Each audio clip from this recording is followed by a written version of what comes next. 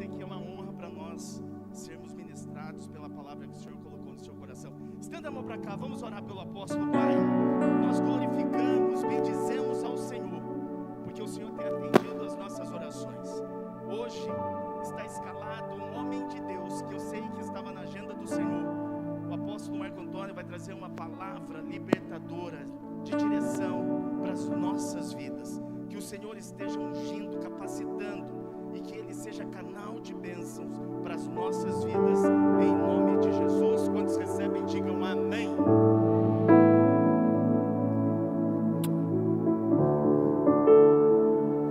Aleluia. Graça e paz, igreja do avivamento. Glória a Deus. Meu pastor, se puder ter uma águazinha aqui, minha pastora, eu agradeço. Eu quero dizer para os irmãos que estou muito honrado de estar aqui. Fiquei muito feliz com o convite. A gente já se conhece há alguns anos. E esses dias nós temos visto o quanto Deus tem operado nessa igreja. Quero dizer para você que em Manaus essa igreja é conhecida pelo testemunho, pelo aquilo que vocês têm vivido nesse lugar. E eu acredito que Deus vai fazer coisas extraordinárias sobre a tua vida. Quem crê nisso, dá um aleluia aí. Amém. Em segundo lugar, eu queria pedir aos irmãos perdão. Na verdade, eu ia pedir perdão por duas coisas. Primeiro, eu falei com o pastor Noboriu, que pastor, eu estou vindo do congresso de jovens, eu não estou com nenhuma roupa, não estou com paletó e gravata. Até brinquei com ele, né? Fala paletó. E aí eu fui abençoado, o irmão me emprestou um paletó ali, um sobretudo aqui. E o segundo, eu estou rouco, então vou usar algumas vezes aqui um negocinho, me perdoe a deselegância. Amém, queridos? Mas levante sua mãozinha aí, por favor. Espírito Santo, nós glorificamos o Teu nome, porque Tu és Deus, santo e poderoso.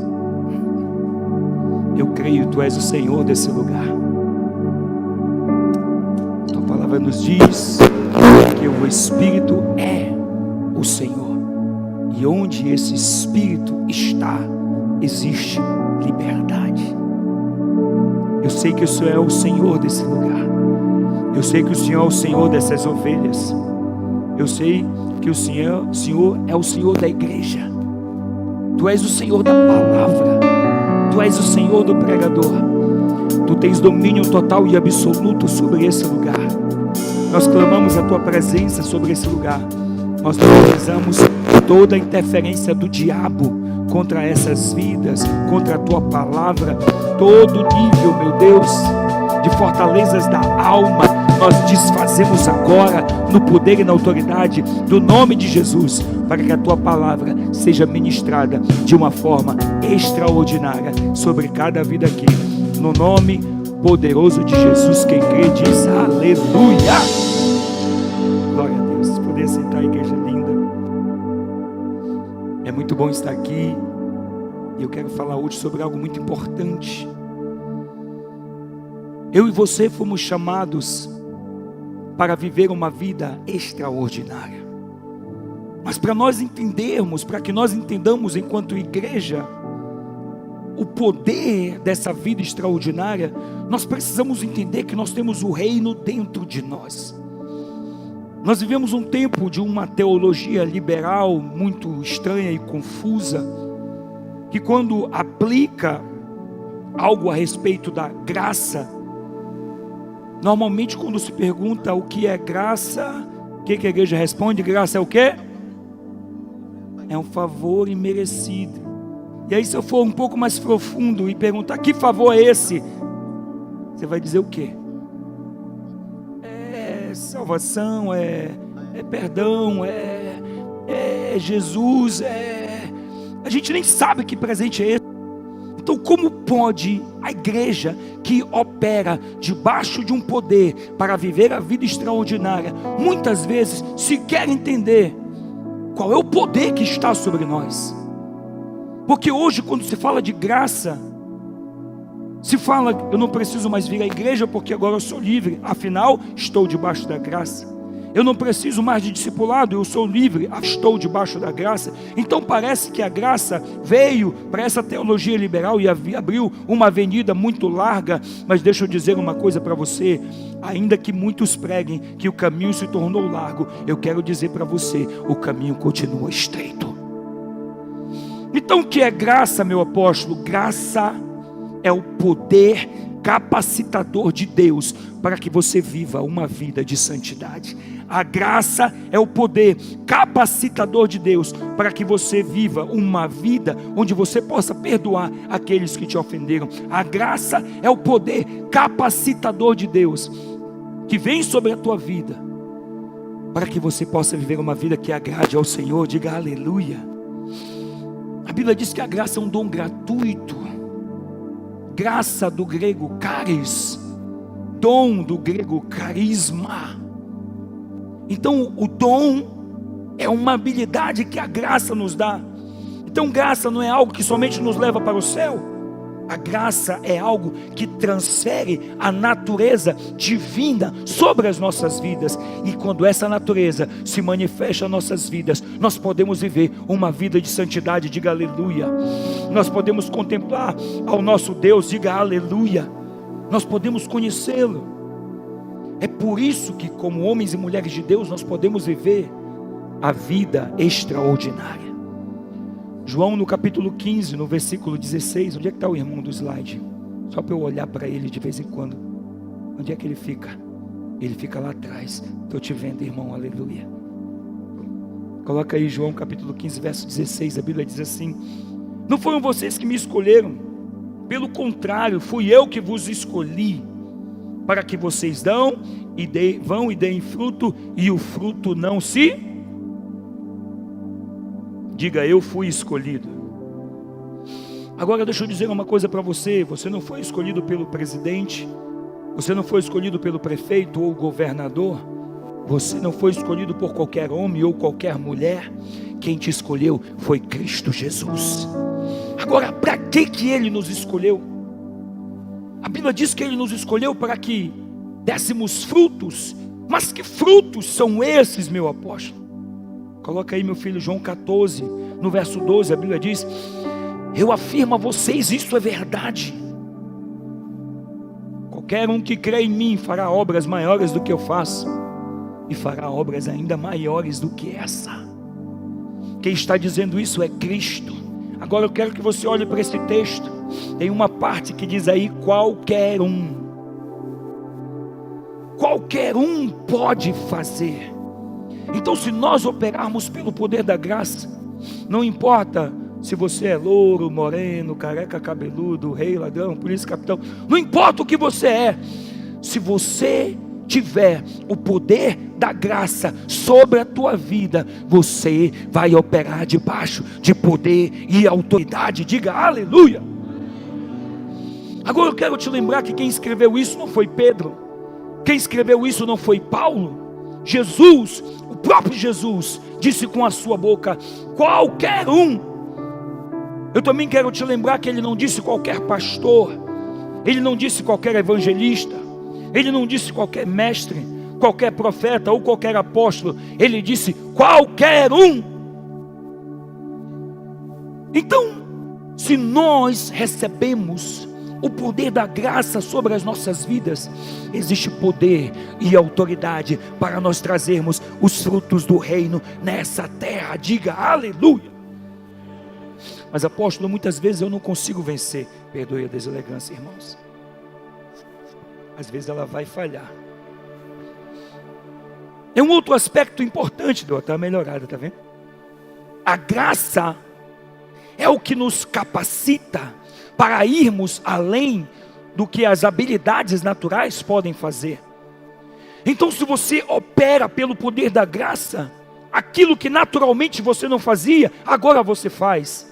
Ei, sabe quando você se converteu e você, a cada 10 palavras que falava, 11 eram palavrões, e do nada parece que não falo mais? É o poder da graça na tua vida. Sabe quando você se converteu e você era viciado em pornografia, e do nada não tem mais, é o poder da graça na tua vida. Sabe quando você mentia? Sabe quando você traía seu marido, sua esposa? Sabe quando essas coisas tomavam a tua vida e de repente parece que você venceu? É o poder da graça na tua vida. Então a graça, escute, não é bengala para fazer você viver uma vida de pecado como muitos ensinam. A graça é o poder que te capacita para viver uma vida com poder e autoridade, coisas que as suas habilidades naturais jamais conseguiriam fazer. Diga: eu sou filho do reino. Paulo deixou isso muito claro. 2 Coríntios capítulo 9, verso 8, a Bíblia diz assim: e Deus é poderoso para fazer com que toda a graça te seja, a graça pode nos ser acrescentada, para que em todas as coisas, em todo o tempo, tendo tudo que é necessário, vocês possam transbordar em toda boa obra. Ele não disse que você pode transbordar em 95%, ele não disse em 90% ou em 50%, ele fala em toda boa obra. Ele não diz que 90% da graça, 50% da graça. Ele diz: Deus é poderoso para fazer com que lhe seja acrescentada graça, para que em todas as coisas você possa fazer tudo aquilo que é necessário. Então deixa eu dizer uma coisa para você: já existe poder de Deus sobre a tua vida, para que você possa impactar a cidade de Hortolândia. Já existe poder de Deus sobre a tua vida, para que você possa impactar o estado de São Paulo. Já existe poder de Deus sobre a tua vida, para que a tua casa, a tua família, a tua geografia possa ser completamente transformada. Então, pelo amor de Deus, atua debaixo desse poder, atua como um homem de Deus, uma mulher de Deus. Existe poder na tua vida para transformar geografias. Diga aleluia. É Deus que pode fazer transbordar a graça dele sobre você. Não é sobre pastores, evangelistas, apóstolos, mestres, profetas. É sobre todos nós. Nós precisamos entender que existe graça capacitadora, e essa graça, ela nos supre em qualquer uma das nossas necessidades. Nós podemos ser supridos pelo poder da graça. Eu quero te lembrar, igreja, que tudo pode ser conquistado no que diz respeito a trazer os aspectos do céu para a terra. Nós precisamos entender para que nós fomos chamados. Existe poder do alto que nos capacita com unção. Em um dado momento, em Mateus 6, Jesus está falando com os discípulos, e ele instrui sobre uma oração muito conhecida. Ele diz: queridos, quando vocês forem orar, orem dessa forma: Pai nosso, que estais, que o teu nome seja, que o teu reino se estabeleça, como é. Jesus fez uma oração futurista aqui. Futurista não para a gente, mas para aquela época. Porque ele estava dizendo: que o teu reino venha e se estabeleça na terra, como é nos céus. E quando é que o reino veio, apóstolo? Atos capítulo 2. Estavam todos reunidos no mesmo lugar. De repente ouviu-se do céu um som como de um vento impetuoso, e encheu toda aquela casa onde eles estavam assentados, e foram vistos como que? Línguas. Agora deixa eu dizer uma coisa para você. Gênesis capítulo 2, Deus forma o homem à sua imagem, conforme a sua semelhança. Pega o barro, forma o homem, e a Bíblia diz que ele sopra sobre o homem, sim ou não? Então o sopro de vida de Gênesis 2 se manifesta sobre o homem. Ele fala com o homem e diz: ei, domina sobre a terra. Deus nos deu autoridade para governar. Diga aleluia. Ele diz: governa, domina sobre a terra, domina sobre os peixes, domina sobre as aves. Então o homem foi criado para dominar. Mas Isaías 59 diz que o pecado do homem faz separação de Deus para com os homens. E quando o homem peca, ele não somente perde a essência de Deus, como ele adquire a essência de Satanás sobre si. E aí quando Deus vai visitar Adão, Ele diz: não foi a mulher que tu me deste. Opa, a essência de Satanás já estava neles. Pergunta para a mulher: não foi a serpente. Então perceba que nós perdemos as características do reino. Agora deixa eu dizer uma coisa para você: tudo que Deus faz tem um propósito, sim ou não? Sim ou não? Agora, em Salmos, a Bíblia diz assim: que é o homem para que com ele te importes, um pouco menor do que Deus o fizestes, e o coroastes de glória e de honra. Essa palavra, um pouco menor do que Deus, em algumas versões bíblicas vão dizer um pouco menor do que os anjos o fizeste, mas quando nós vamos olhar no original é a palavra Elohim, e Elohim nunca é anjo, Elohim sempre é o próprio Deus. Então a Bíblia diz um pouco menor do que tu mesmo o fizeste, e o coroaste de glória e de honra. Agora, essa palavra coroar é a palavra grega atar, e a palavra grega atar dá sentido de circundar.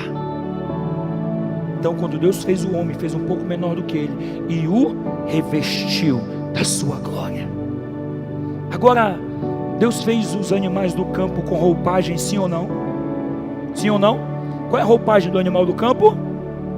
Os pelos. Deus fez as aves dos céus com roupagem, sim ou não? Qual é a roupagem das aves dos céus? Deus fez o peixe do mar com roupagem, sim ou não? Qual é a roupagem? São as?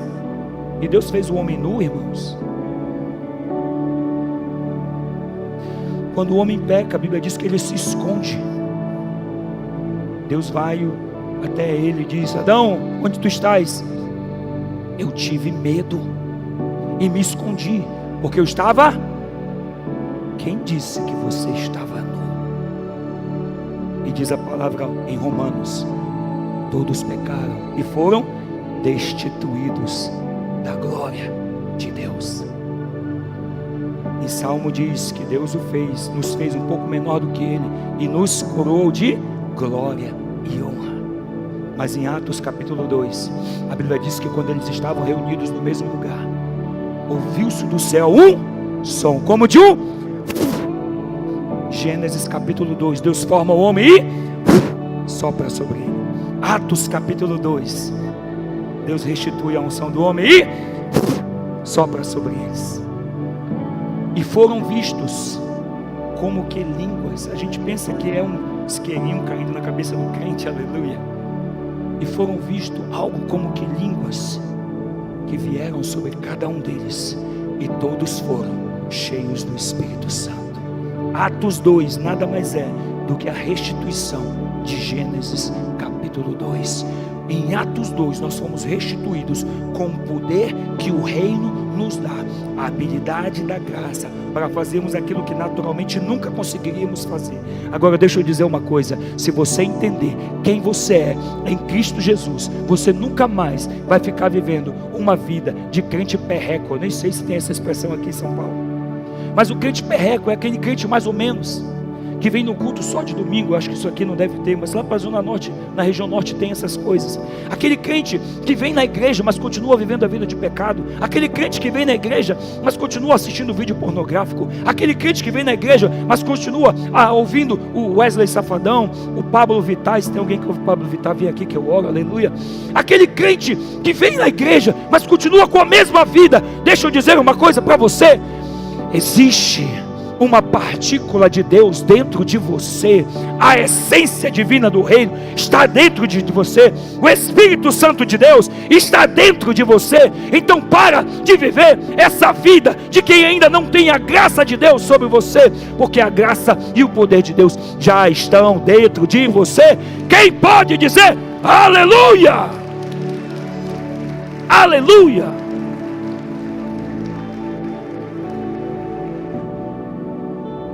Por isso Jesus estava dizendo que venha o teu reino.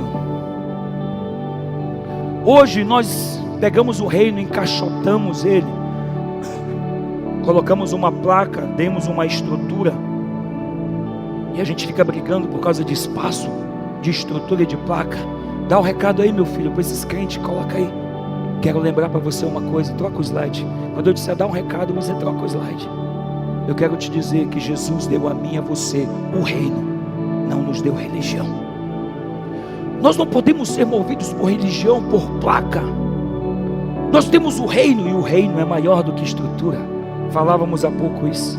O pastor estava dizendo de uma experiência dele na Angola, dizendo: apóstolo, eu fiquei apaixonado. Ele disse: apóstolo, o reino é muito maior do que isso. Jesus não nos deu placa, estrutura, Ele nos deu o reino. E como povo do reino, nós precisamos fazer valer a oração de Jesus: que o teu reino se estabeleça na terra. Agora, se o reino de Deus se estabelece na terra, como é nos céus? Quando Jesus vai andando, se tinha alguém doente, era o quê?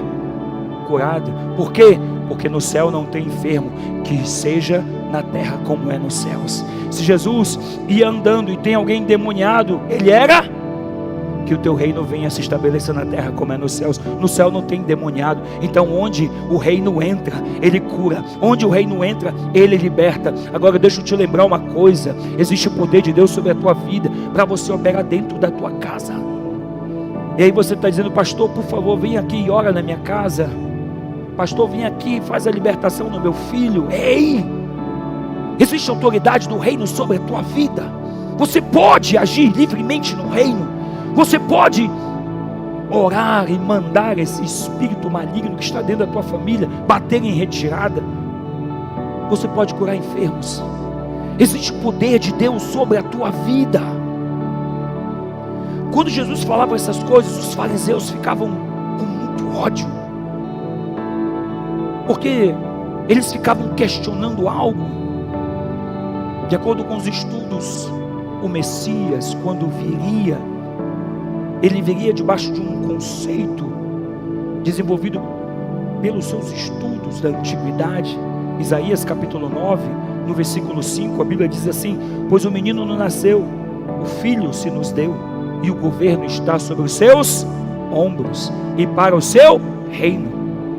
Então eles tinham um conceito do Messias. O Messias seria um grande militante que viria, que tiraria Israel das mãos de Roma, tomaria de volta o governo, e o governo não teria fim. As pessoas pensavam que Jesus vinha com um reino que iria destruir o Império Romano, babilônico, e trazer de volta. Então, quando vem Jesus, vem um jovenzinho lá de Nazaré, ele anda no meio dos cobradores de impostos, que era a máfia da época, anda no meio das prostitutas. Mas não era assim que eles esperavam o Messias. Eles achavam que vinha alguém que iria reinar e restituir o reinado de Israel, porque era o que eles estudavam. Então eles ficavam questionando: se tu és o Messias, cadê o reino? Cadê o reino? Cadê o reino? Isaías 9:7: e ele estenderá o seu governo, e haverá paz sem fim sobre o trono de Davi e sobre o seu reino. Cadê? Por que não acontece? Por que esse rei dos judeus não vem e nos restitui de volta o reino de Davi sobre Israel? Então eles questionavam a Jesus e seus discípulos: cadê o reino? Cadê o reino? Cadê o reino? Jesus vem em Lucas capítulo 17, verso 21 e diz: ninguém vai dizer: vejam, o reino está aqui, ou o reino está ali. Na verdade, o reino de Deus está dentro de vocês. Jesus estava falando de um modelo de reino que eles não conheciam. Não era a forma de reino que eles tinham entendimento. E eles questionavam: cadê o reino? Cadê o reino? Cadê o reino? Eles não entendiam essa maneira de Jesus falar. Em um dado momento ele disse em Lucas 12:32, Jesus continuou dizendo: meu pequeno rebanho, não tenha medo, pois o Pai tem o prazer de dar o reino a vocês. Então eles ficavam nesse questionamento. Para você ter uma ideia, Jesus morre, é ressurreto. Quando ele está diante dos discípulos, Atos capítulo 1, os discípulos estavam tão nessa neura de cadê o reino, que em Atos capítulo 1, no verso 6, ele diz assim: Jesus, fala comigo, é agora que o Senhor vai restaurar o reino sobre Israel? Está ali, o irmão já colocou, o irmão é esperto. É agora que o Senhor vai restaurar o reino sobre Israel? É agora, o Senhor já morreu, já ressuscitou. É agora que o Senhor vai expulsar o Império Romano daqui. É agora, é agora. Jesus olha para eles e diz: não vos cabe saber ocasiões ou datas que o Senhor tem sobre a sua própria autoridade. Mas ele diz assim: ei, te acalma, vocês vão receber um poder, e quando esse poder vir sobre as suas vidas, vocês vão receber autoridade, e debaixo dessa autoridade algo extraordinário vai acontecer. Vocês vão ser as minhas testemunhas em Jerusalém, Judeia, Samaria e nos confins da terra. Jesus estava falando sobre um outro tipo de poder, e eles não entenderam isso. Poder para quê? Para estabelecer o reino. O poder que Jesus está falando aqui é o poder que estabelece o reino de Deus nessa terra. É o poder que afeta as nossas vidas, que algo poderoso acontece. Esse poder que muda, esse poder que transforma. E eu quero te dizer que esse poder já está sobre você. Diga aleluia. A questão é que quando nós recebemos desse poder, muitas vezes a gente coloca ele dentro de uma caixa, coloca um nome, dá uma placa. Sabe, queridos, um homem de Deus, uma mulher de Deus que age pelo poder de Deus, não é por aquilo que fala. A Bíblia diz em 1 Coríntios 4:20: pois o reino de Deus não consiste em palavras, mas em poder. Então, quando foi que esse poder veio, meu apóstolo? Diga, em Pentecostes. Quando Pentecostes se manifestou sobre os discípulos ali, algo extraordinário aconteceu. Em Atos, no capítulo 2, no verso 39, Pedro está discursando e ele diz: pois essa é a promessa para vocês, para os seus filhos e para os que estão longe, isto é, para todos aqueles que o Senhor nosso Deus chamar. Diga aleluia. Pedro estava dizendo: ei, esse poder é para a gente, para os nossos filhos e para aqueles que ainda virão. Eles já estão muito longe. Então deixa eu dizer para você, ele estava falando ao teu respeito. Diga aleluia. Dá o recado aí, meu filho. Então entenda, agora eu e você temos o poder para fazer o reino avançar. Irmão, se nós entendemos isso, se em 4 anos você já viveu tudo isso, se a igreja entende que o reino de Deus de fato está dentro de nós, nós vamos começar a operar com poder. As nossas casas vão ser transformadas, as nossas famílias vão ser restauradas, vai haver salvação na nossa casa, vai haver transformação na nossa família. E o que vai acontecer? A sua família, o seu marido, o seu esposo, os seus filhos, seus pais, seus tios, irmãos que não estão aqui, em breve vão estar confessando a Jesus. Diga aleluia. Por isso Jesus disse em Mateus 6:10: que o teu reino venha, se estabeleça na terra como é nos céus. Onde Jesus ia, ele levava a luz. Se as pessoas estavam mortas, ele ressuscitava. Se as pessoas estavam cansadas, ele trazia conforto. Se as pessoas estavam doentes, ele estabelecia a cura. Se alguém estava preso, ele era a porta para os cativos. Se alguém estava perdido, ele era o caminho do perdido. Se alguém estava confuso, ele trazia a palavra da verdade. Se as almas estavam perdidas, ele era o pastor. Se algumas pessoas estavam impotentes, ele era o salvador. Quem estava aprisionado, ele era o redentor.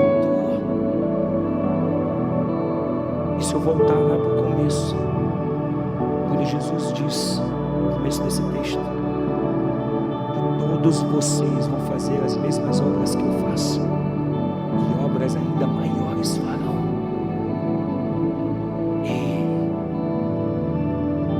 Lá em Gênesis, quando Deus estava Jesus, Pai, o Filho e o Espírito Santo, batendo aquele papo, essa conversa minha aqui, ele dizendo: Rapaz, vamos fazer o homem à nossa imagem, conforme a nossa semelhança. Existe uma essência de Deus dentro de você. Existe a essência divina e autoridade e poder sobre a tua vida. Então nós precisamos agir debaixo desse poder.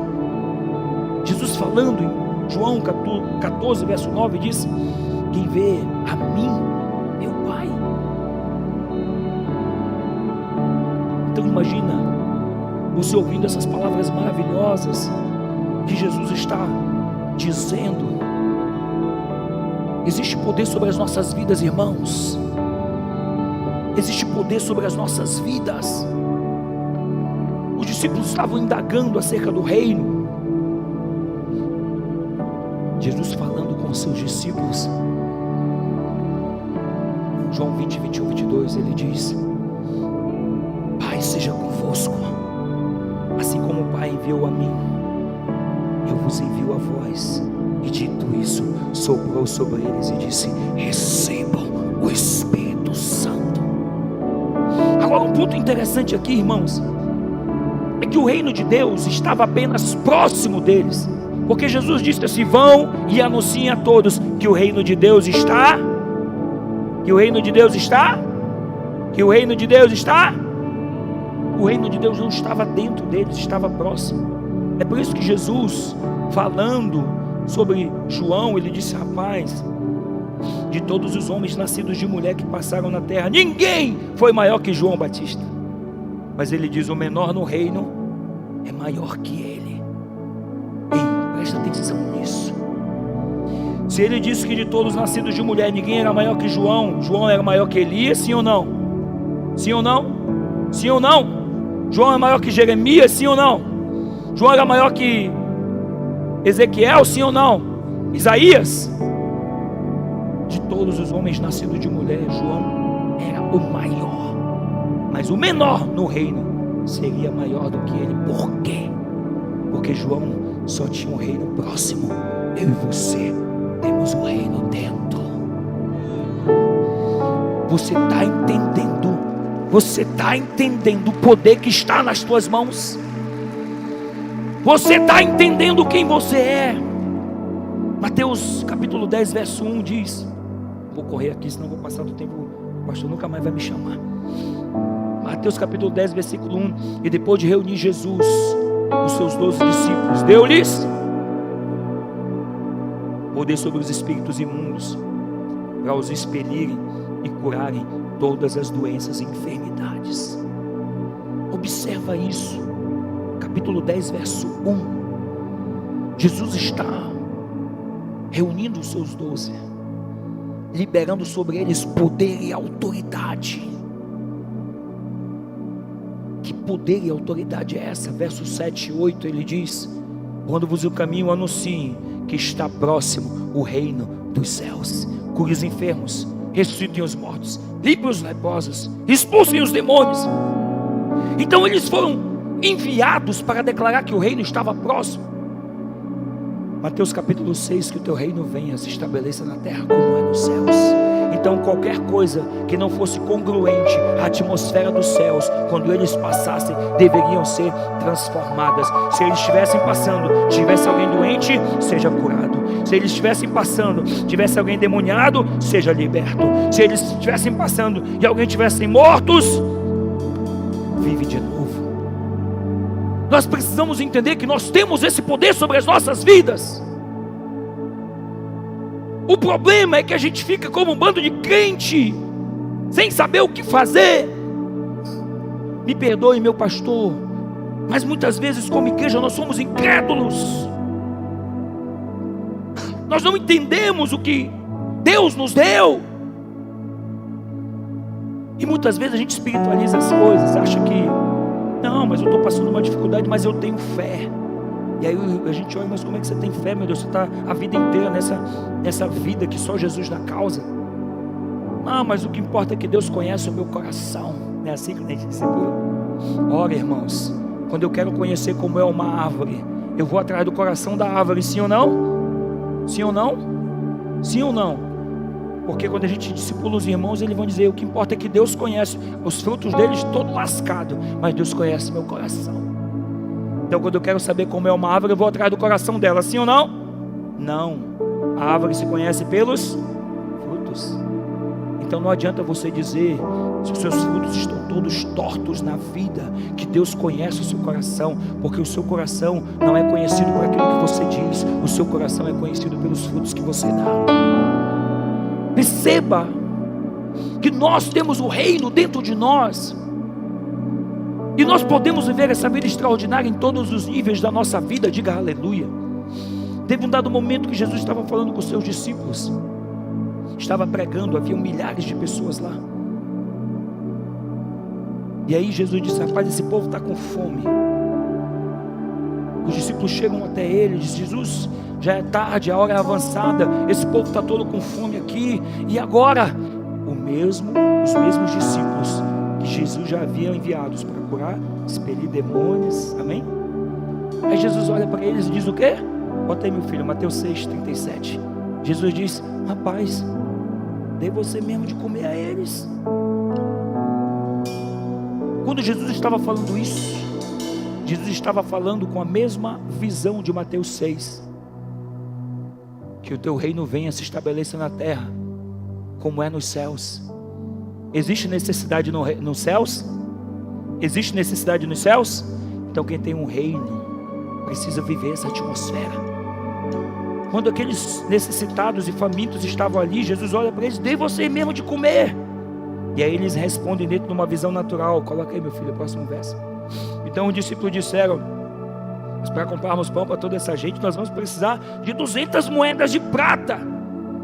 Perceba que eles tinham habilidade para curar enfermos, para expulsar demônios, para fazer coisas extraordinárias, mas quando levamos a um nível de vida extraordinária, eles olharam e disseram: não, mas isso não é possível. Veja, não existe fome no céu. Eu imagino Jesus se levantando com aqueles discípulos e dizendo: meu Deus do céu, então pega a cesta, vê o que tem aí, só tem 5 pão e 2 peixinhos, manda trazer esses pão. E aí a Bíblia diz que eles saíram distribuindo pão. Quantos cestos sobraram? 12 cestos cheios.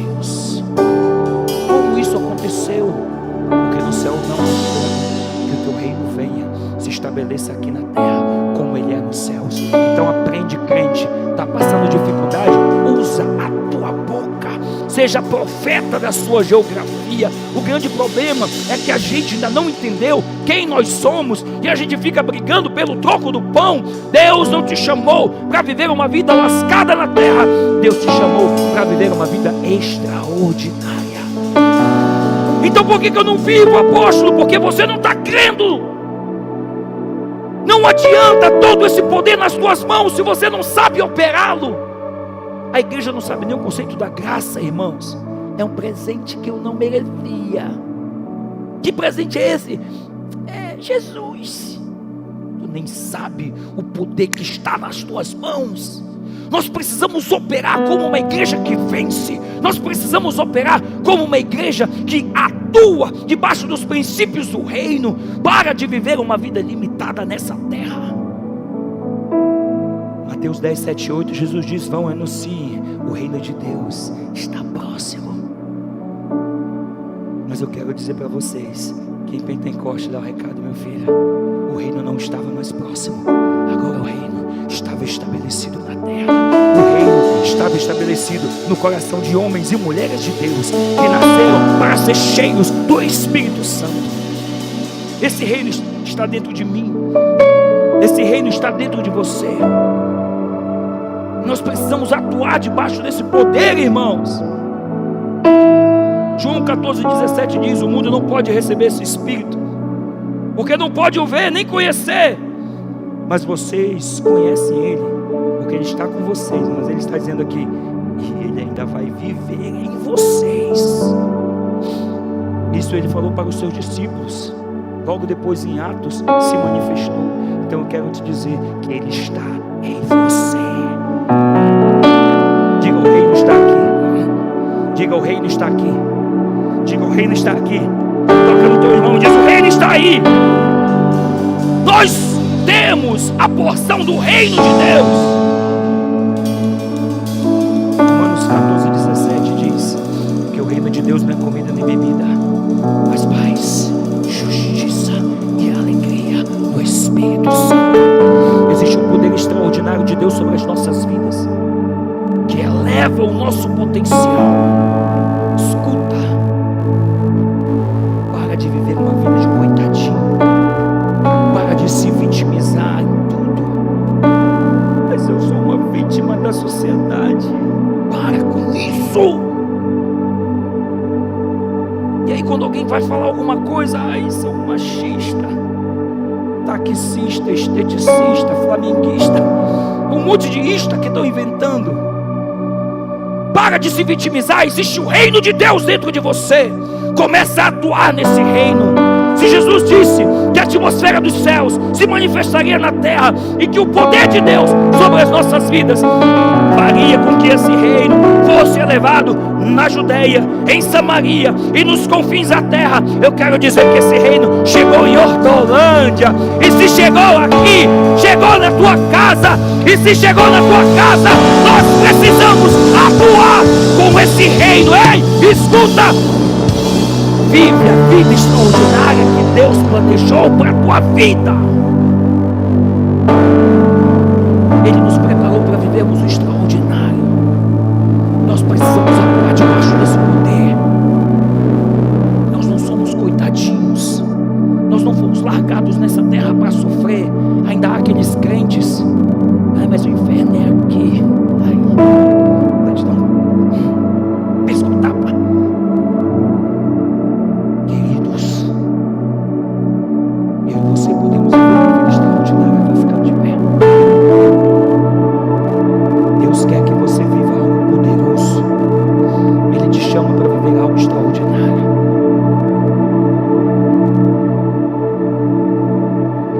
Escuta. Existe algo muito poderoso aqui. O irmão que canta não aparece. Vamos continuar. Alguém chama ele aí. Mas vamos continuar, olha para mim. Depois de Atos capítulo 2. Tchau, filho, glória a Deus, você está aí. Obrigado. Agora tu vai segurar um pouquinho, eu entrei numa vertente aqui. No capítulo 2, o Espírito se manifesta sobre os discípulos. No capítulo 3, você começa a ver a igreja sendo acrescentada. E todos os dias o Senhor acrescentava o número dos salvos. 2.000 salvos aqui, 3.000 salvos ali. E aí você vê isso acontecendo no capítulo 2, no capítulo 3, no capítulo 4, no capítulo 5.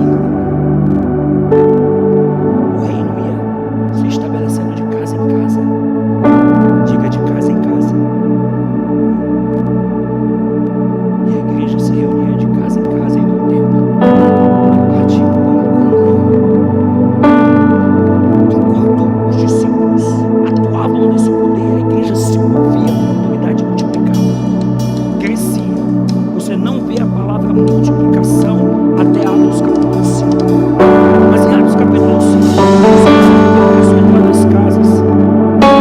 Atos capítulo 6, a Bíblia começa a dizer: e a igreja multiplicava mais e mais. Essa igreja precisa ser multiplicada nas nossas casas. Não aceita a tua casa viver debaixo do jugo do diabo. Ai, apóstolo, meu casamento está destruído. Não aceita isso. Porque o reino de Deus está dentro de você. Mas eu não sei como fazer, pede ajuda. Vai com o teu líder de cela. Vai com o teu pastor, pede ajuda. Eu não estou dizendo que crente não passa por batalhas e guerras, porque as guerras servem para forjar o nosso caráter. Falava há pouco isso com o pastor. 1 Samuel 16, a Bíblia diz que Deus unge a Davi. No final do capítulo, a Bíblia diz, quando Samuel derrama o óleo lá na casa de Jessé o belemita, a Bíblia diz: o Espírito do Senhor se apossou de Davi. Eu acho esse texto extraordinário. Davi recebeu o reino ali, sim ou não? Sim ou não? Ele foi ungido, sim ou não? Mas ele sentou no trono? Ele recebeu coroa? Sabe o que ele recebeu? Capítulo seguinte, 17. Golias. grande problema é que a gente acha que porque é crente não vai passar por guerra. É que nem aquele vídeo do cara que era atacante do Santos, né? Porque falaram que eu não ia sofrer, porque falaram que eu não ia chorar, falaram que a minha vida ia ser de vitória em vitória, de glória em glória. Mentiram, viu? Porque a vida do crente também passa por provas. Mas quando Davi, eu já estou em outra vertente aqui, mas vem comigo. Mas quando Davi estava diante do gigante, Saul olha para ele e diz: meu filho, você é um molecote. Esse cara é guerreiro desde quando era jovem. Você vai morrer. Ele olha para o Saul e diz assim: meu senhor, o teu servo cuidava das ovelhas do seu pai. E quando vinha um urso ou um leão, eu segurava pela juba e golpeava até matá-lo. Se o Senhor me livrou da ovelha, se o Senhor me livrou do leão e do urso, Ele também vai me livrar diante desse filisteu. O que eu aprendo com isso? Os gigantes do passado estão te treinando para vencer os gigantes do presente. Os gigantes do presente te treinarão para vencer os gigantes do futuro. Davi foi ungido rei, mas ele foi preparado até sentar no trono. E tem mais: primeiro ele sentou no trono de Judá. Tem crente que parece que tudo é difícil. Meu Deus, tudo é difícil na minha vida. Para de pensar na prova como uma ação de derrota sobre a tua vida. Prova não é ação de derrota, prova é ação de capacitação. Deus vai capacitar homens e mulheres de Deus aqui. Ei, Deus vai te levantar. O reino de Deus está dentro de você. E se não está dando certo até então, você precisa crer, declarar e profetizar. Diga aleluia. Levante suas mãos a Ele.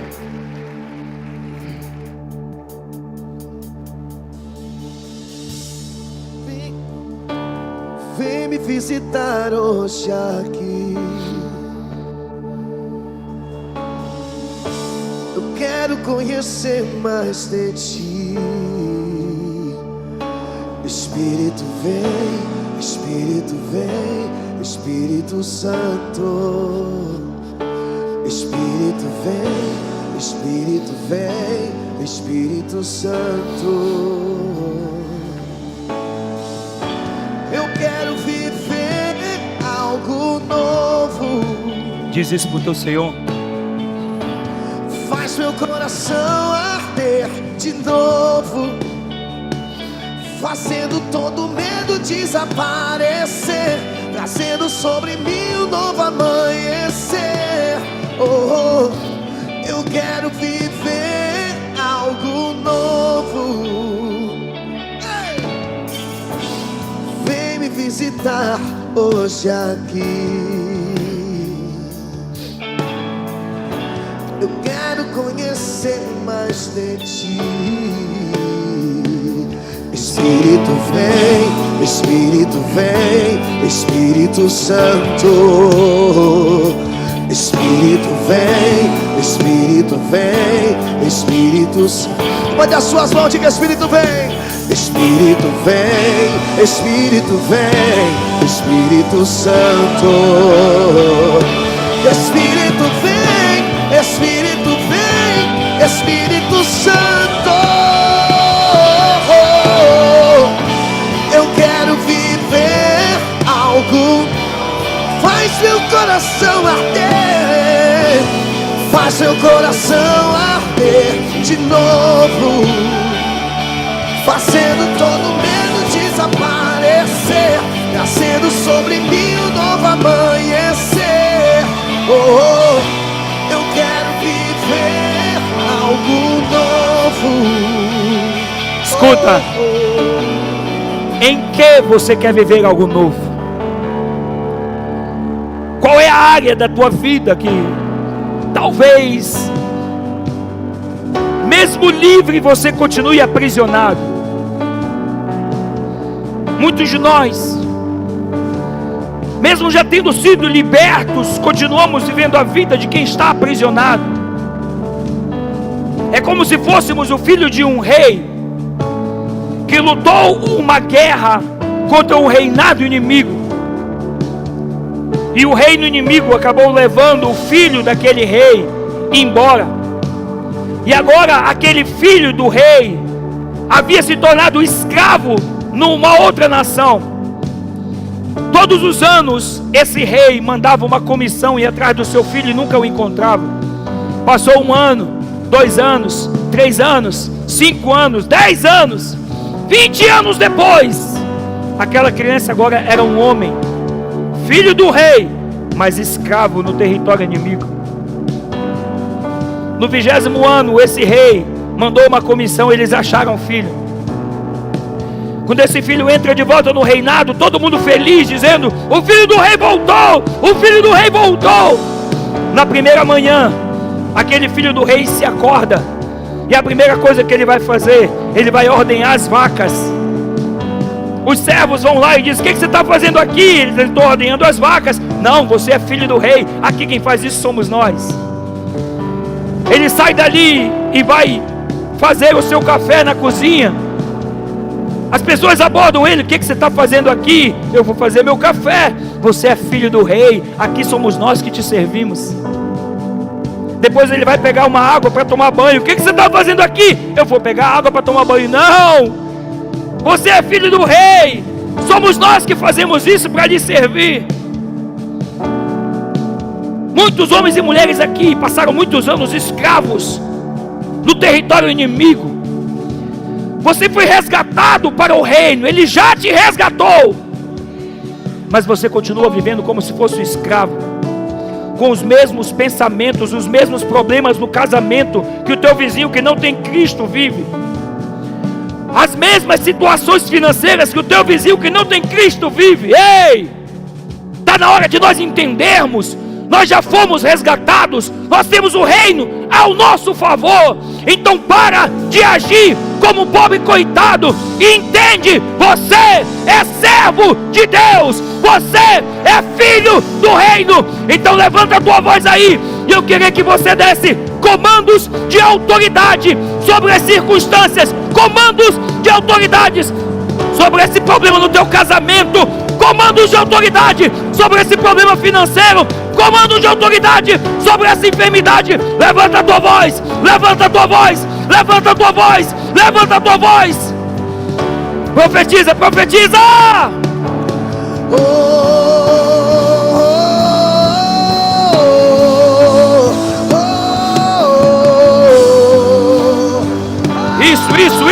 Isso.